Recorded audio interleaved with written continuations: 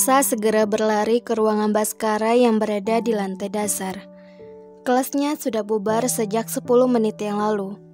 Dosen sekaligus suaminya itu selalu saja semena-mena terhadapnya.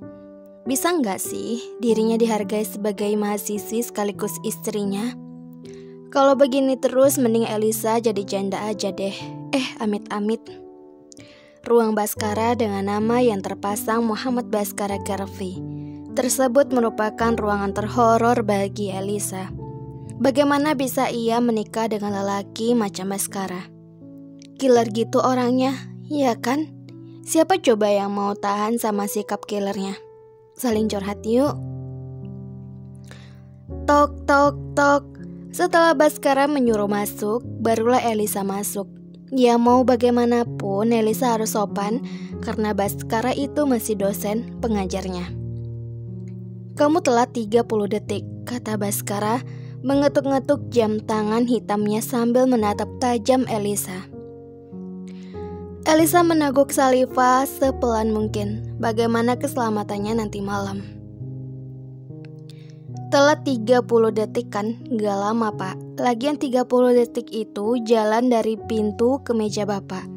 Masa itu disebut telat? Elisa memprotes. Waktu adalah uang. Sekarang kamu balikkan 1 juta kali 30 detik. Berapa? 30 juta. Jadi kamu baru saja buang-buang saya 30 juta. Kira-kira apa hukuman yang cocok untuk kamu? Elisa gelagapan di tempat. Baskara menyeringai.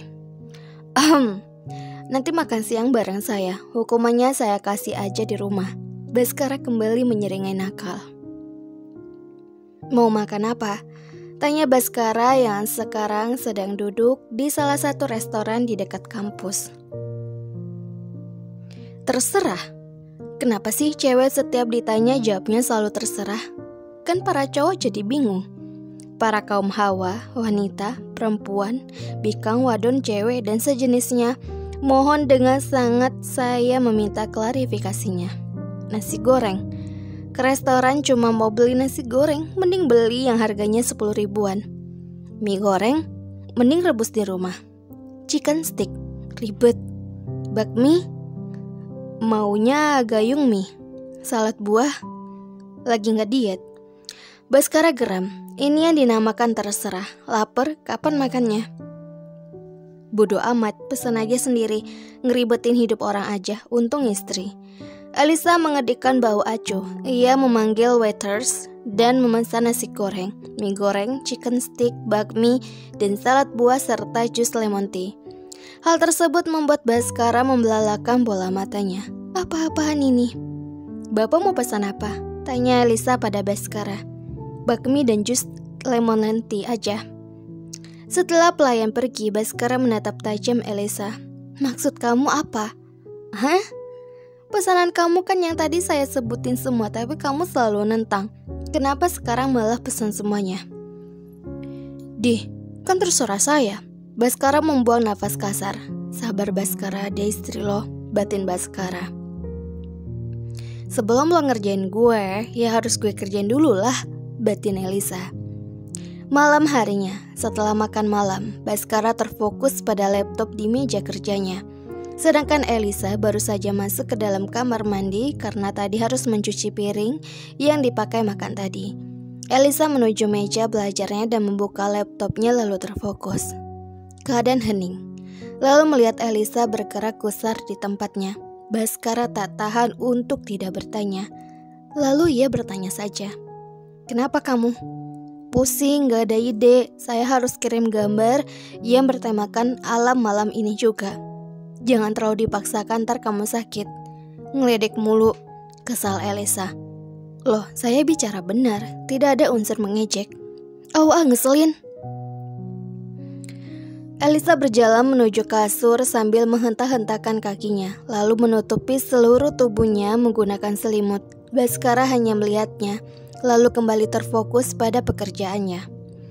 Pukul 22:28 WIB. Baskara melihat Elisa sudah terlelap. Ia berjalan pelan-pelan menuju kasur. Takut-takut Elisa terbangun.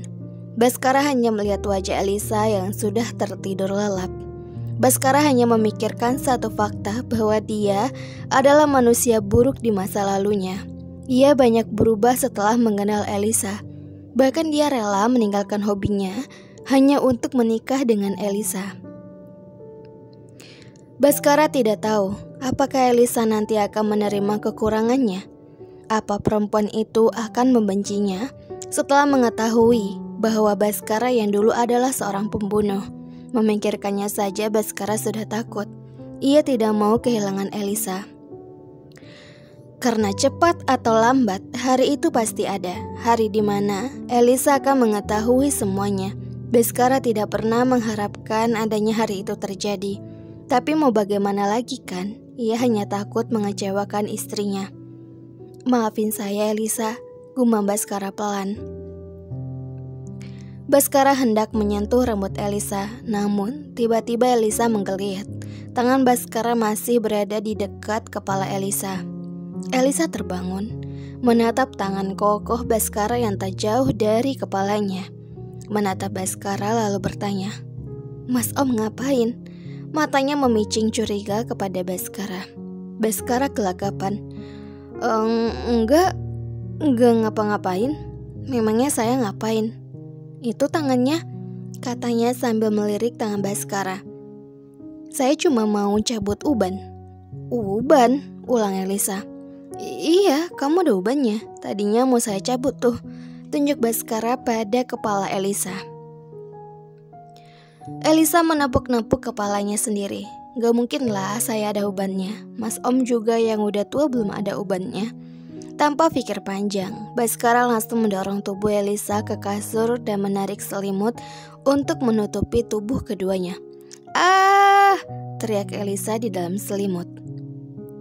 Pagi harinya kembali ke rutinitasnya, yaitu ngampus. Sebelum memasuki kelas, Elisa dan Manda berjalan menuju kantin untuk mengisi perutnya terlebih dahulu. Mereka memesan makanan dan lanjut menggibah macam mak-mak kompleks saja. "Manda, bukannya dulu lo susah banget move on sama mantan lo si Rizky itu. Tapi kok lo bisa mudah pacaran sama Deo sih? Apa yang memungkinkan lo percaya sama cowok kayak Deo?" tanya Elisa penasaran. Setiap mau bertanya seperti ini pada Manda, ia selalu saja lupa. "Gue juga bingung sih. Mungkin karena faktor gue selalu bertemu sama Deo hampir tiap hari. Dan gue udah tahu apa kekurangan dan kelebihannya. Sampai pada ketika gue nyaman banget sama dia, ngelebihin gue nyaman sama mantan gue dulu." Elisa, "Terus gue kira cuma gue yang suka sama dia, tapi ternyata dia juga suka sama gue. Dan akhirnya dia nembak gue, ya gue terimalah." Elisa mengangguk-ngangguk, paham. "Terus pas pacaran, kalian masih sering adu mulut gitu?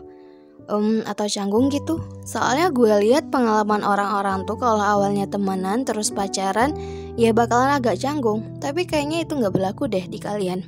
"Ya enggak lah, dia malah romantis banget tahu, nggak pas kita pacaran. Mungkin dia lagi bucin sama gue. Dan masalah canggung atau enggaknya, itu nggak ada rasa canggung sama sekali. Dia masih sering banget jalan sama gue kayak kita temenan aja gitu," ucap Manda sambil terkekeh. Elisa ikut terkekeh juga. "Tapi lo nggak lupa kan Manda sama perbedaan kalian?" tanyanya hati-hati. Manda menghela nafas. "Gue gak lupa, tapi gue udah terlanjur masuk zona nyaman. Sehingga gue lupa, ternyata hubungan gue bukan ditentang manusia lagi, tapi Tuhan." Manda berkata sedih. Halo Nafers semuanya, jangan kemana-mana, tetap di channel Mimin, channel Vivitaloka. Jangan lupa untuk subscribe, like, dan komen. Karena dukungan kalian adalah semangat Mimin untuk upload setiap harinya. See you next time, ketemu lagi di episode selanjutnya. Bye-bye.